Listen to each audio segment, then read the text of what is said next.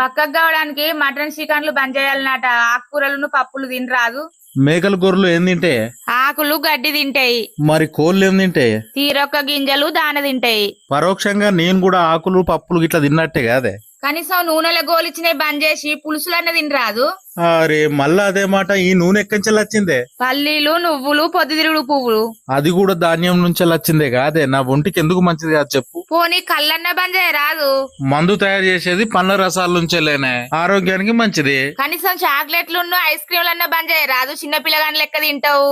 పాలు కూరగాయలతో తయారయ్యేటియే కాదే అవి. పోనీ పొద్దుట సాయంత్రం ఎక్సర్సైజ్ అనే చేయరాదు. ఓవా నీకెవ్వలే చెప్పింది? ఎక్సర్సైజ్ చేస్తే గుండె వేగం పెరుగుతది, ఆవు సేడ పెరుగుతుంది చెప్పు. కనీసం పొద్దుట సాయంత్రం ఈతన కొట్టుకోరాదు. రోజు ఈత కొట్టే తిమ్మింగలం ఎందుకు పక్కబడతలేదు చెప్పే. నీ బాడీకి ఓ షేప్ రావాలంటే ఎట్లా చెప్పు. అరే నీకెవ్వలే చెప్పింది? ఇట్లా దొడ్డుకు